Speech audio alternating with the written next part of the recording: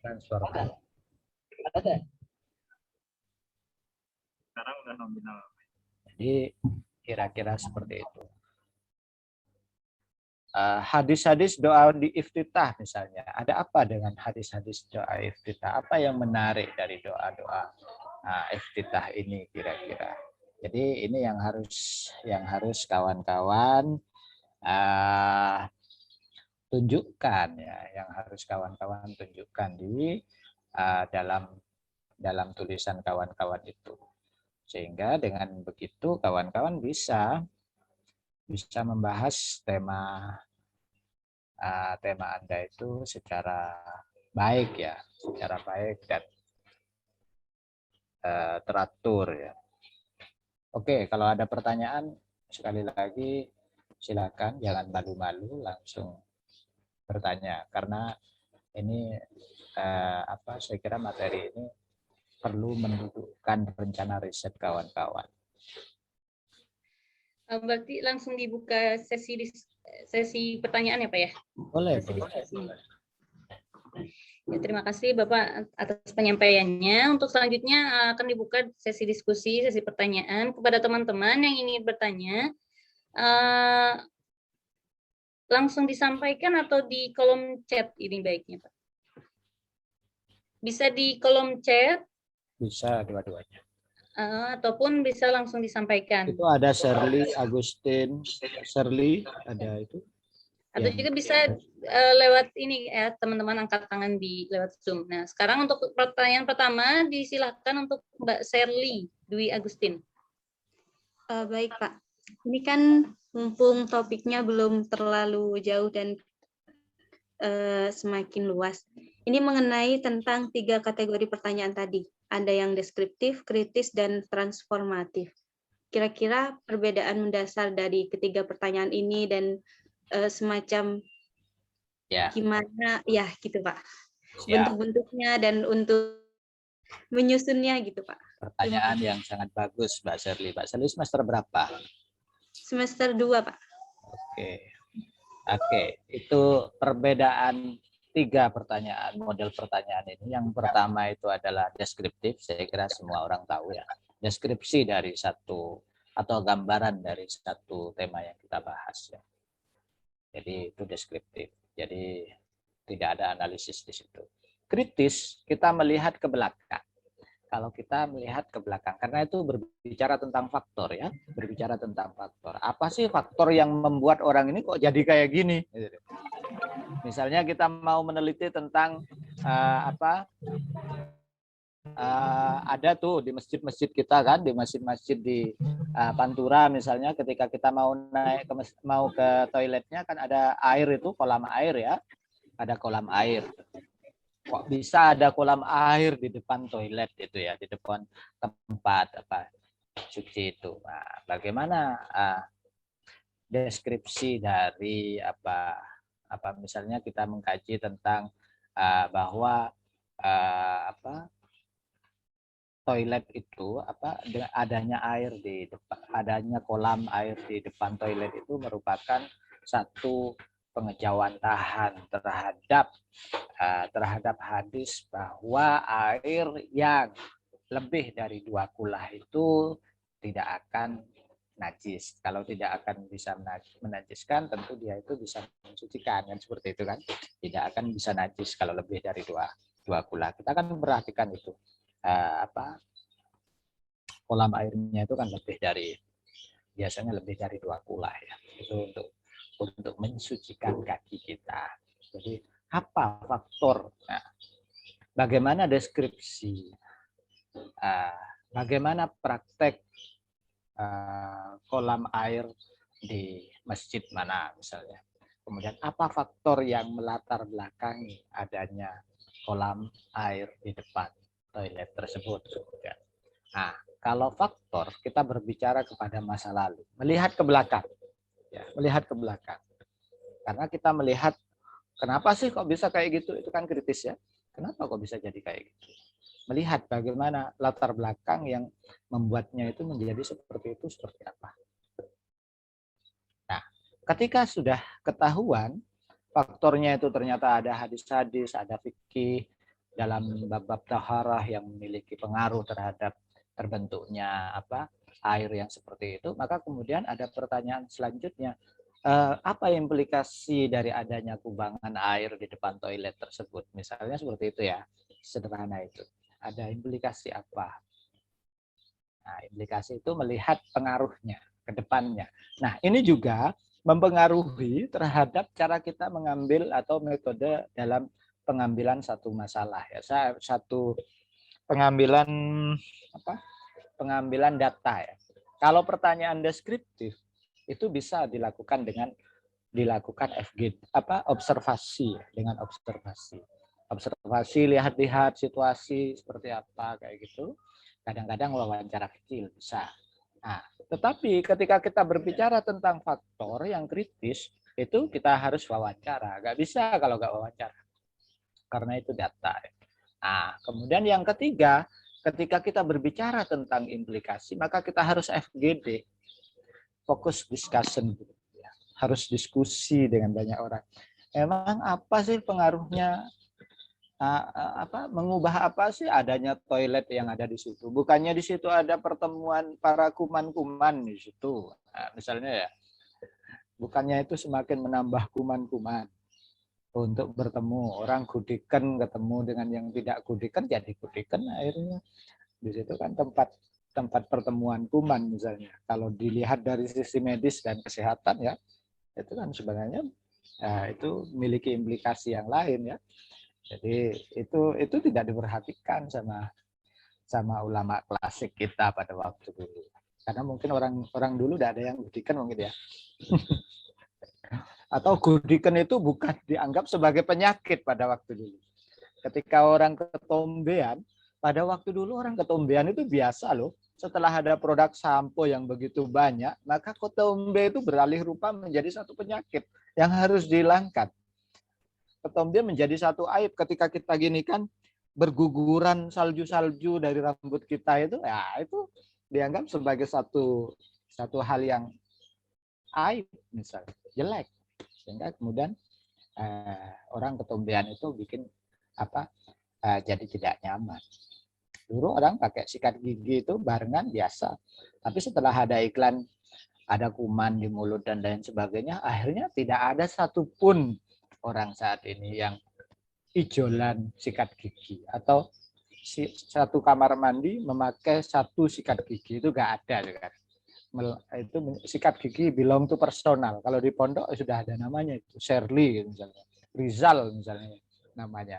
Jadi tidak ada lagi orang pakai sikat gigi bekas. Tidak ada yang mau anak sekarang ya.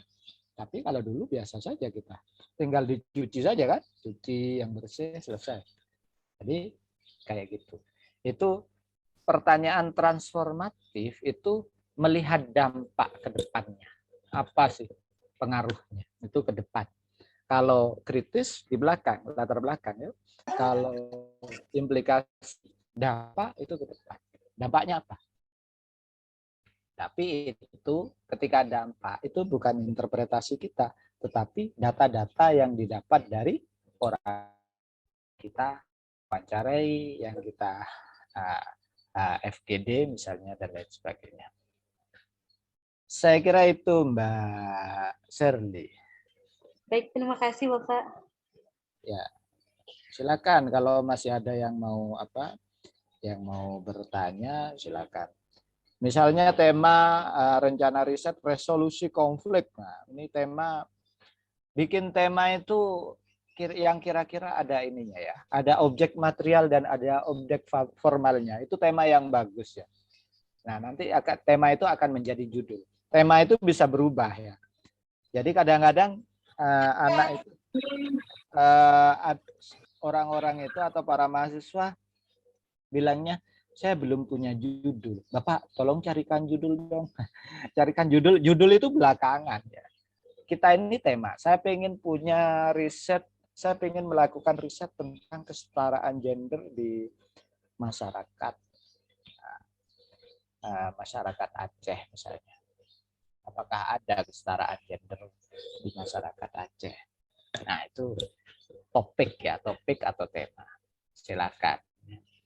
Jadi harus dibedakan antara tema sama judul. Judul. Ya. Judul. Oke, ini ada Mas Munzir. Selanjutnya, ya Mas Munzir. Disilakan Mas Munzir pertanyaannya. Terima kasih Pak Saifuddin, Mbak Inayah. Saya mau tanya terkait Pak, program ini kan kalau saya lihat ini nanti goalnya itu pakai model yang imrat ya Pak. Ya, ya. Karena emang awalnya ini diarahkan untuk contemporary Quran ya, untuk jurnal di contemporary Quran. Tapi nanti kita juga akan mengarah kepada yang klasik juga ya, tidak hanya yang imret. No worry.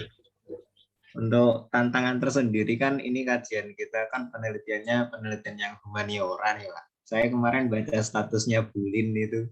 Oke. Yang itu.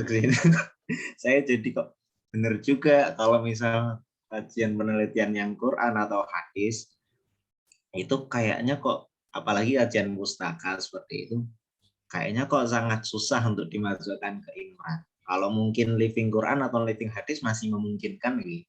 Tapi kalau kajiannya kepustakaan untuk menganalisis kepustakaan itu kan rada-rada susah Pak. Nah itu nanti gimana enaknya Pak kalau misal terkendala pakai yang model imrat, nanti banting setir pakai model yang klasik, apakah mahasiswa buatan kesusahan?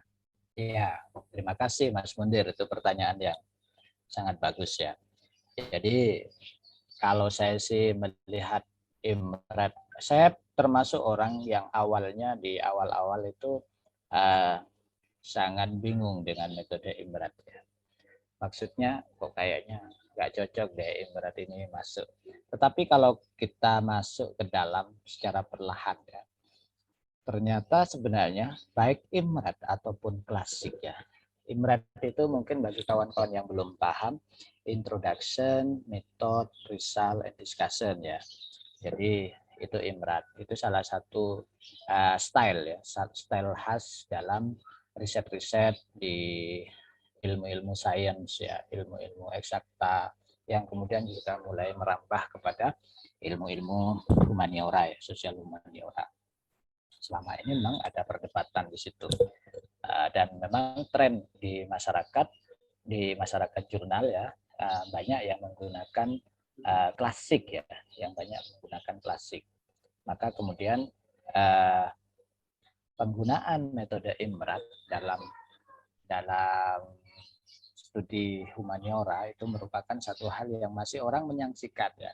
Saya paham betul dengan apa yang digagas oleh Mbak Lin di postingannya. Dia juga memforward itu ke saya ya. Saya juga baca. Tapi begini, satu saja menurut saya yang itu akan menyelesaikan semuanya. Ketika kita menggunakan model klasik, kita itu belum bisa memisahkan mana data kita dan mana analisis kita. Ini yang susah dalam ilmu-ilmu disiplin ilmu-ilmu kita di bidang humaniora, Islamic Studies kayak gitu, itu kita susah memisahkan itu. Kita tidak bisa memisahkan mana yang data, mana yang interpretasi kita. Nah, dengan imret kita itu diminta untuk memisahkan antara data dengan interpretasi itu. Data itu ada di risal, ya. Risal itu data. Misalnya kita mau berbicara tentang penafsiran, ya. Kita tunjukkan ya. Penafsiran Ulil Absar Abdallah terhadap Inna Dina Indallahil Islam, misalnya itu ya. Nah, maka kita harus memisahkan data-data yang beredar, di sosial media, kita tunjukkan, kita eksplorasi, kita tampilkan ini perspektif ini, pertentangan yang ada, perdebatan ada, kita tunjukkan di situ. Tanpa kita menginterpretasi tanpa kita mengintervensi melalui interpretasi kita sebagai seorang penulis. Jadi risal itu adalah data murni. Bukan berarti kita ketika melakukan kajian literatur itu tidak memiliki data, tidak atau susah memisahkan antara mana data dan mana interpretasi. Wilayah kajiannya kita tetap wilayah kajian interpretasi ya, tapi kita pisah dulu, pilah mana yang interpretasi, mana yang data kita. Interpretasi kita dan data kita. Itu itu tergantung kebiasaan kita. Karena kadang-kadang kita tidak bisa memisahkan antara data kita dan antara analisis kita. Kalau kita bisa memisahkan itu akan mudah sekali. Karena dalam basis IMRED pada dasarnya result and discussion itu ya, result and discussion itu di dalam tradisi IMRED bisa berkumpul.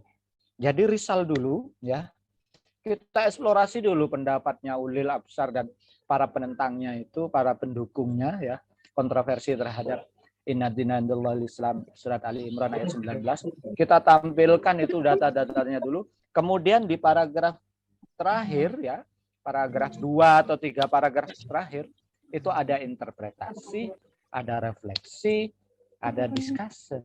Jadi di situ. Jadi setiap pertanyaan itu kita bisa-bisa.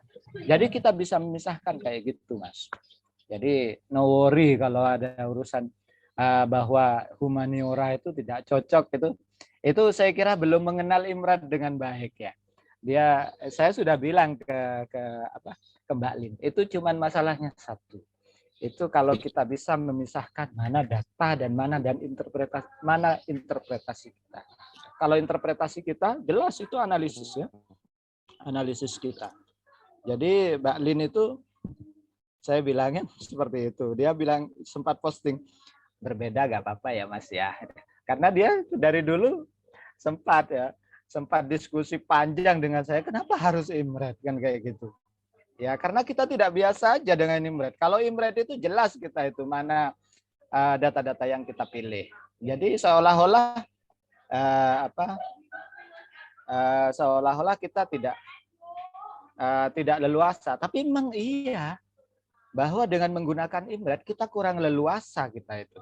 Karena kita harus memisahkan, harus menahan diri untuk tidak melakukan interpretasi terlebih dahulu ya.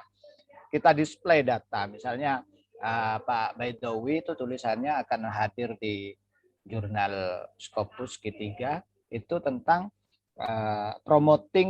mempromosikan ayat-ayat perdamaian. Ya. Ayat-ayat perdamaian dalam Al-Qur'an. Jadi mempromosikan itu. Jadi yang dilakukan adalah kita buat tabel-tabel dulu tentang ayat-ayat perdamaian itu seperti apa sih. Nah, itu yang kemudian kita deskripsikan, kita bunyikan di dalam tulisan. Di dalam tulisan kita bunyikan. Lalu kemudian di discussion kita analisis itu. Nah, kalau klasik itu kan tidak ada literatur review ya. Literatur review itu penting sebagai senjata nanti ya, sebagai senjata kita untuk menganalisis. Literatur review itu adalah objek formal kita ketika kita mau membaca data-data yang ada dan data-data yang kita dapatkan. Kira-kira seperti itu.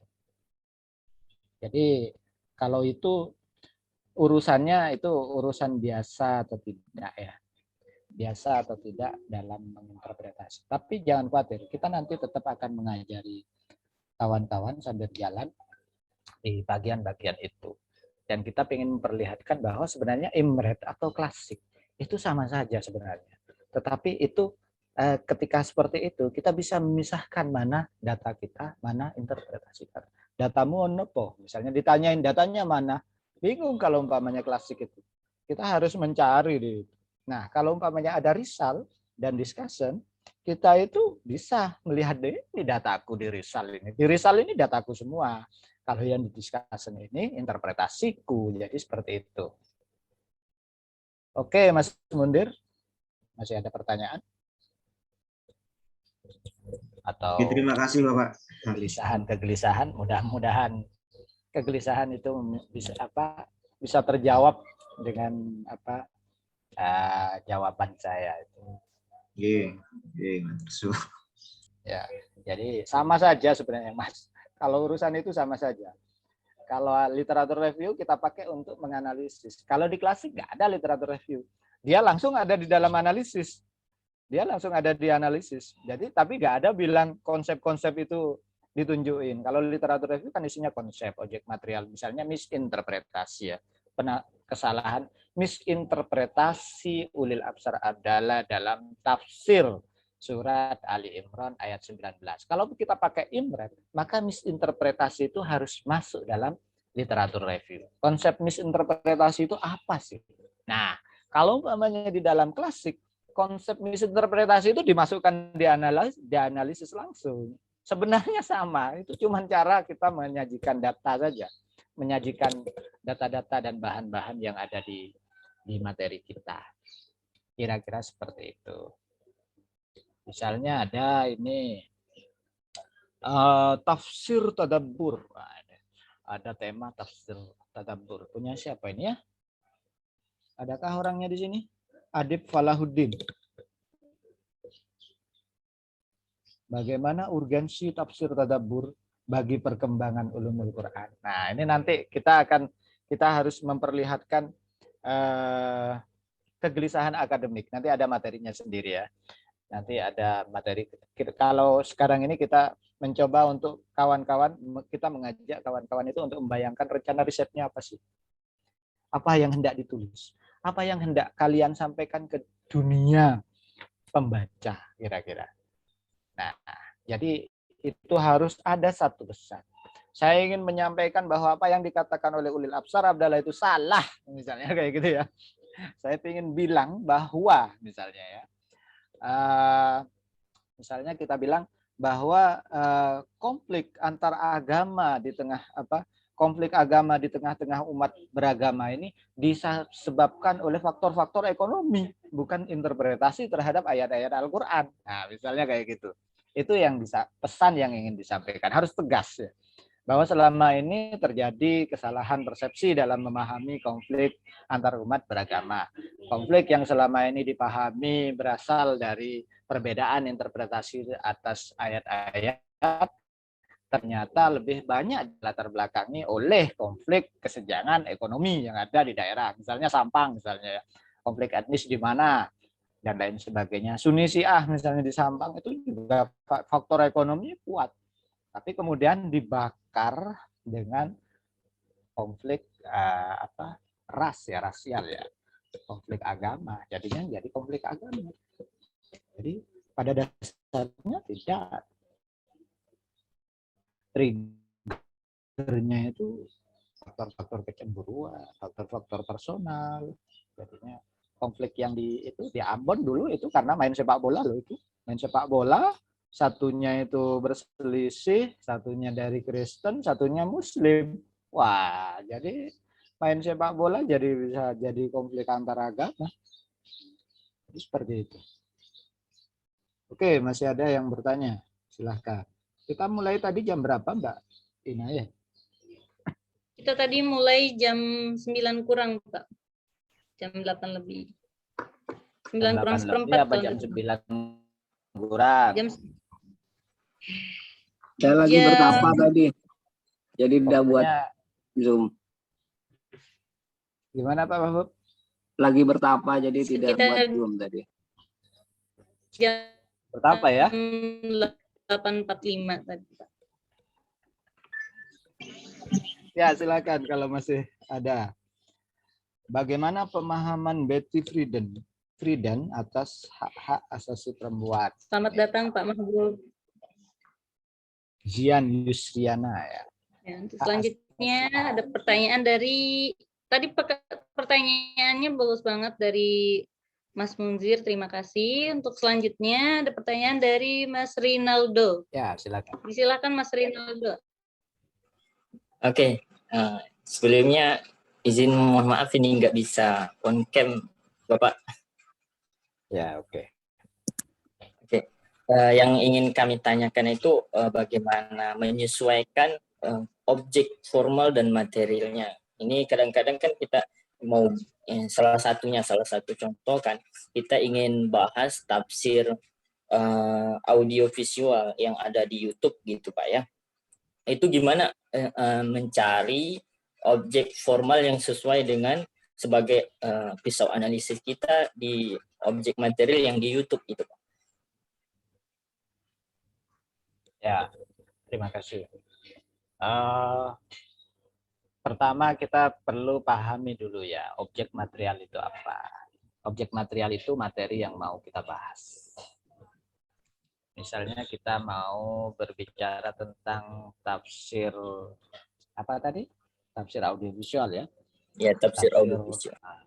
Audiovisual di YouTube. Nah, maka kemudian kita cari bahan-bahan yang berbicara tentang berbagai bentuk penafsiran yang ada di YouTube. Gaya-gaya penafsirannya seperti apa? Misalnya Abdus Somad, kemudian Adi Hidayat, kemudian Gus Bahar, dan lain sebagainya ya. Misalnya 3 orang itu. 3 orang ini kita dudukkan sebagai objek studi kita, objek material kita. Jadi itu saya ingin mengkaji tentang penafsiran Gus Bahar, Abdus Somad, dan Adi Hidayat di YouTube. Itu tema. Lalu apa pesan yang ingin disampaikan? Bahwa tafsir, misalnya kita tunjukkan bahwa selama ini tafsir yang disajikan secara sorogan, secara klasikal di pesantren-pesantren, ternyata hal ini telah berubah menjadi bentuk-bentuk tafsir yang sifatnya audiovisual, di mana orang tidak perlu membuka kitab, tetapi tinggal mendengarkan saja, misalnya seperti itu. Nah, maka kemudian ketika kita menggunakan seperti itu objek material kita ya. Bagaimana kita ambil saja tafsir-tafsir mereka di bagian-bagian tertentu, bagian-bagian misalnya surat tertentu kita ambil, kemudian kita deskripsikan dalam data-datanya itu kita deskripsikan dalam pertanyaan pertama, kemudian itu menjadi objek material kita. Nah, objek formalnya mau kita baca pakai apa? Nah, objek formal itu teori ya, pisau analisis, cara pandang. Nah, ini yang harus kalian pegang. Mahasiswa S2 itu harus bisa melihat sesuatu itu dengan cara pandang tertentu. Melihat sesuatu itu dari sudut pandang, oh ini misinterpretasi, oh ini terjadi kontestasi ini dalam penafsiran ini misalnya, oh ini terjadi miskonsepsi ternyata, oh ini terjadi apa ya, kiai-kiai yang di pesantren mengalami deotorisasi dengan hadirnya para mufasir audiovisual ini misalnya ya, sehingga kemudian kita cepat bertanya ketika sudah ada tafsir-tafsir di audiovisual, kita langsung tanya tanpa kenal dan lain sebagainya. Kalau sama kiai kan prosesnya lama, kadang nunggu di depan rumahnya aja lama, itu 1 jam berdiri di situ ya menunggu Pak Yai datang. Kalau pakai Google kita tinggal ketik saja hukumnya kripto seperti apa, misalnya pakai audio lagi males ngetik kan, tinggal Google Voice hukum kripto dalam fikih misalnya, atau apa hukum kripto dalam menurut kelompok NU. NU kan yang membolehkan kripto ya, banyak membolehkan cryptocurrency, itu masuk akhirnya NU. Jadi tergantung kita mau membacanya pakai apa. Tetapi biasanya konsep-konsep itu bisa melibatkan, misalnya ada tadi kan ada tafsir audiovisual, maka kita tulis itu sebagai salah satu konsep yang kita pakai. Tafsir audiovisual itu seperti apa sih? Konsepnya seperti apa? Kasus-kasus riset yang beredar tentang, yang berbicara tentang tafsir audiovisual itu apa? Nah, kita punya bahan tentang itu. Kita cari bahan-bahan tentang tafsir audiovisual. Tafsir melalui rekaman, tafsir melalui video, dan lain sebagainya. Itu kan banyak itu data-datanya. Jadi itu bisa menjadi salah satu cara pandang kita untuk menganalisis nanti. Kalau tafsir klasik, penafsiran klasik, model pengajaran tafsir klasik seperti apa? Yang lama ya, bukan klasik, tradisional ya. Tradisional itu seperti apa? Itu kita juga bisa lihat. Jadi ingat, perlu ditegaskan lagi bahwa objek material itu adalah materi yang mau kita bahas. Sementara objek formal itu adalah pisau analisis yang akan kita gunakan untuk membaca data kita. Untuk membaca data kita. Jangan dibalik. Kadang-kadang saya dulu mau membahas tentang Pierre Bourdieu dan konsep Pierre Bourdieu tentang kuasa simbolik dan pembelajaran pendidikan agama di Universitas Sanata Dharma. Saya ditanya, kamu itu yang jadi objek formalnya yang mana? Pembelajaran itu Pak, pembelajaran pendidikan agama di Sanata Dharma. Oh, ya. Terus objek formalnya apa? Ya itu konsep kuasa simbolik. Ya, seperti itu. Jadi jangan sampai kebalik. Kalau kebalik itu artinya kita masih belum bisa paham mana data kita dan mana analisis kita nanti. Jadi itu susah kalau bagaimana mediatisasi Al-Quran misalnya. Mediatisasi Al-Quran di media sosial. Objek material apa? Ya tentang bagaimana penggunaan Al-Quran di sosial media. Terus mau dibaca pakai apa? Mediatisasi. Itu sudah benar. Jadi kira-kira seperti itu. Apakah pertanyaannya cukup bisa dipahami, Mbak Mas Rinaldi? Cukup kayaknya Pak, bagus. Syukran, terima kasih Bapak. Oke. Ada yang lain? Jadi problem kadang-kadang, problem kita seringkali ketika menuliskan pendahuluan, ini agak masuk sedikit ya ke pendahuluan, kita tidak bisa menemukan gap, tidak bisa menemukan problem akademik yang kuat. Nanti di pendahuluan itu ada yang namanya fakta sosial, ada yang namanya fakta literatur. Nah, di fakta sosial itu kita menunjukkan ada fenomena yang menarik ini. Tafsir tentang Islam yang selama ini itu dipahami orang-orang itu sebagai inna dina indallahi Islam, itu sebagai agama yang paling benar di sisi Allah itu adalah Islam. Ternyata tidak seperti itu ketika ditafsiri oleh orang lain, mufassir yang lain. Dan dalam tradisi klasik ternyata juga banyak yang menafsirkan kayak gitu. Nah, lari ke kamus-kamus. Atau inna dina indallahi Islam dalam perspektif kacamata makna kummagza. Makna kummagza inna dina indallahi Islam. Saya kayak gitu. Jadi ternyata, wah, kalau ketika kita lihat kamus, ternyata tafsir ulil absar abdallah tentang inna dina indallahi Islam itu bisa di cover. Karena di kamus, ad-din itu tidak hanya berbicara tentang agama, tetapi juga yang lain.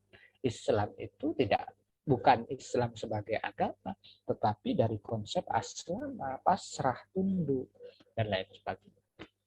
Jadi itu not belong to Islam. Nah, ternyata kayak gitu ketemunya. Bisa saja seperti itu. Kalau kita menggunakan perspektif makna kumangsa yang mengandalkan kamus, bukan mengandalkan pada kitab-kitab tafsir, tidak. Itu tidak mengandalkan kitab-kitab tafsir lagi, tetapi kamus. Kamus-kamus itu bicaranya seperti apa terjemah. Kalau kita menggunakan makna kumangsa kan meniscayakan kita untuk belajar menjadi seorang mufassir, tidak bergantung pada mufassir yang lain, mufassir yang independen. Jadi seperti itu. LGBT dalam Al-Quran menurut Farid Esak misalnya ya. Wah, ini Farid Esak kena LGBT. Ini menurut Farid Esak. Jadi karena LGBT pernah dibicarakan oleh Farid Esak dan Farid Esak sekarang kena kasus LGBT ya, pelecehan, sexual abuse terhadap laki-laki ya. Jadi maka kemudian kita kembalikan temanya LGBT menurut Farid Esak. Nanti studi atas Farid Esak, studi atas kasus Farid Esak. Jadi temanya seperti itu bisa. Ini menarik tema ini. Jadi kita mengembalikan konsep itu kepada Farid Esak secara langsung. Dia yang punya pembahasan tentang LGBT, kita kembalikan juga pada kasusnya tentang kasus dia yang terlibat dalam kasus LGBT. Dengan teori Farid Esak tentang teologi pembebasan dalam Al-Quran sebagai bentuk dukungannya terhadap kaum marginal, bagaimana pandangan Farid Esak terkait LGBT dalam Al-Quran? Wah, ini menarik.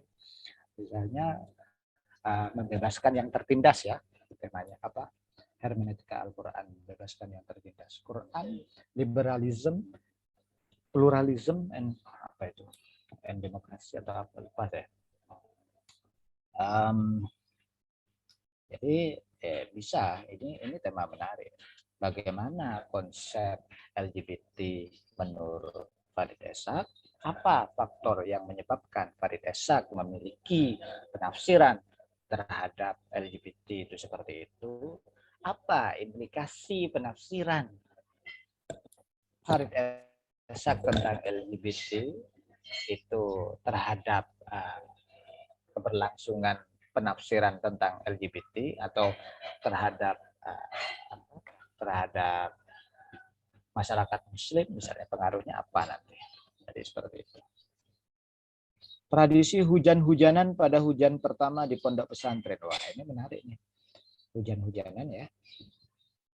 Pada hujan pertama di pondok pesantren Islam Internasional Terpadu Asy-Syifa Al-Mahmudiyah.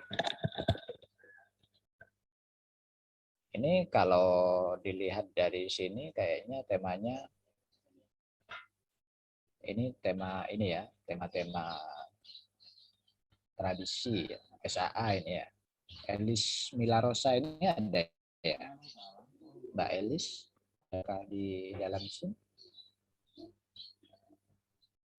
Ada, Pak. Ya, gimana? Mbak Elis dari IAT ya? Atau dari Iya, SAA? Oh. Dari IAT. Gimana itu ceritanya Mbak Elis? Kok hujan-hujanan bisa masuk ke IAT? Apa mator-matoran dalam Al-Quran? Itu mungkin Pak masuknya living hadis nggak ya Pak? Ya, gimana? Gimana Pak? Bisa cerita nggak sedikit? Saya belum dapat ini apa. Kalau tradisi hujan-hujanannya kebayang, tetapi bagaimana mengkoneksikan fenomena hujan-hujanan ini dengan realitas studi hadis, gimana caranya? Jadi kan harus ada koneknya, ada connectingnya, ada wasilahnya. Oh iya, jadi di pondok itu tuh menerapkan salah satu tradisi itu, dan itu hanya berlaku pada saat hujan pertama setelah musim kemarau panjang gitu Pak. Jadi tidak setiap hujan-hujanan dilakukan gitu. Nah, adapun tradisinya itu dilakukan seperti apa? Mereka seluruh santrinya itu berhujan-hujanan, terus ada beberapa kegiatan gitu di dalamnya, seperti berdoa dan lain sebagainya gitu Pak. Ya. Dan saya kan latar belakang mereka melakukan itu karena sebuah hadis juga gitu Pak. Terus yang gimana hadisnya itu gimana hadisnya? Rasulullah itu pernah menyibakkan sebagian bajunya gitu, sehingga air hujan itu menetes pada tubuhnya seperti itu. Kemudian para sahabat menanyakan kenapa beliau melakukan hal seperti itu gitu, dan menjawab ternyata banyak keberkahan gitu karena air hujan ini turun langsung gitu dari Allah gitu. Terus dari pondok ini tuh selain untuk mencari keberkahan dari air hujan tersebut, mereka juga melampiaskan rasa syukurnya gitu karena telah diturunkan hujan kembali setelah lama tidak turun. Seperti itu, Pak. Ya, bisa itu dikoneksikan ya. bagaimana makna hujan-hujanan. Kalau bagi para sahabat kan hujan itu merupakan satu berkah yang sangat tinggi ya. Mengingat curah hujan di Arab sana juga tidak terlalu tinggi. Curah hujan ya itu menjadi satu hal yang yang keren ya, satu hal yang jarang bisa kita didapatkan pada waktu itu. Jadi bisa di ilmiah itu di ilmiah padahal hujan pertama kok dimatikan Pak Mahfud. Kandungan asamnya besar.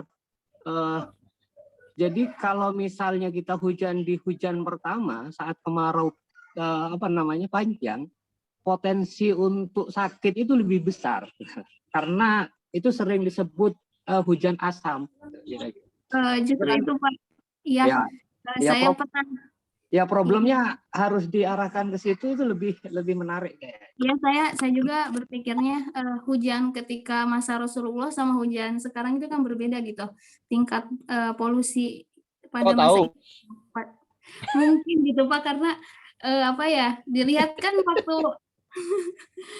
itu masih kemungkinan saja gitu Pak.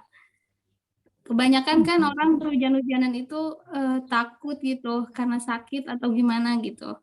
Tapi karena menurut saya keyakinan itu kadang bisa mengalahkan fakta dan data gitu Pak.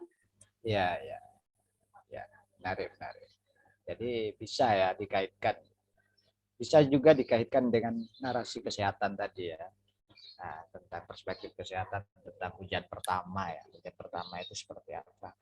Jadi bisa itu bagaimana apa makna hujan-hujanan di hujan pertama bagi masyarakat pesantren ini ya, misalnya kayak gitu, apa faktor yang melatar belakangi mereka melakukan hujan-hujanan, kemudian apa implikasi hujan-hujanan bagi masyarakat santri, jangan-jangan setelah itu sakit semua. Jadi bisa saja itu mereka sakit semua atau malah seger Pak Mahbub.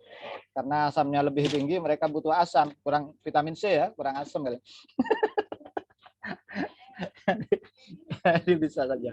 Tapi ya dilihat saja bagaimana ya bagaimana itu bisa bisa memiliki reasoning dalam riset-riset dalam risetnya Mbak Elis ya. Jadi argumennya tinggal dibikin nanti. Saya kira oke. Jadi yang namanya tema riset itu sebisa mungkin mengandung objek material dan objek formal. Misalnya studi kitab kiraat, studi kitab apa? Ini masih single ini. Ini semuanya masih objek material. Orang baca tema ini, saya ingin studi kitab. Terus masih ada pertanyaan selanjutnya kan? Jadi misalnya saya ingin studi terhadap kitab-kitab PDF yang beredar di internet yang ternyata mengalami banyak korupsi teks misalnya ya, diedit, banyak edit dan lain sebagainya. Itu baru ketemu ya, baru kelihatan.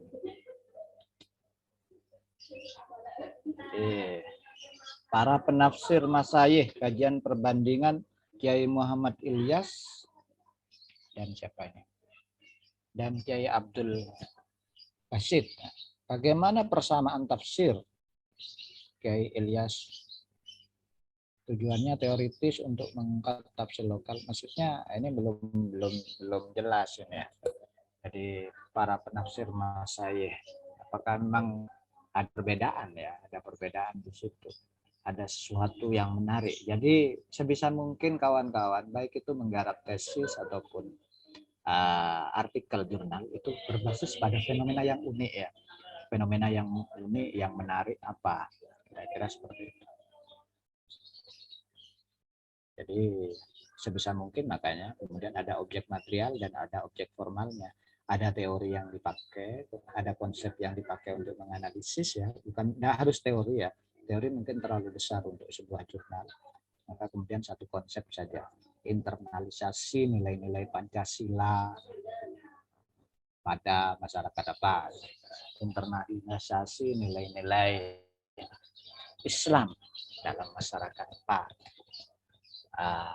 Makna berambut gondrong bagi masyarakat komunitas An-Nazir, studi living hadis misalnya ya. Makna berambut gondrong atau hadis-hadis tentang rambut gondrong dan pemaknaannya oleh misalnya seperti itu kan, tema bisa sembarang ya.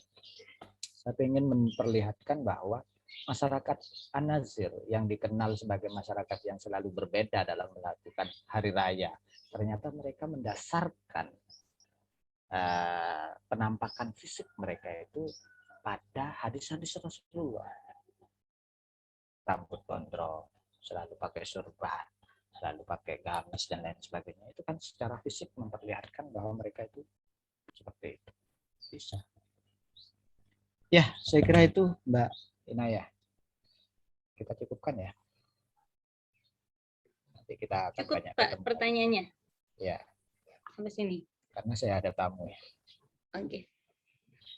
Terima kasih atas pertanyaannya teman-teman. Tadi ada beberapa pertanyaan, dua atau sekitar 3 pertanyaan. Dan terima kasih juga Bapak atas materi yang sudah disampaikan. Materi ini sangat berguna banget buat kita-kita yang mau melaksanakan riset. Jadi sama Bapak sudah disampaikan beberapa poin seperti diantaranya yaitu ketika kita mau melaksanakan riset,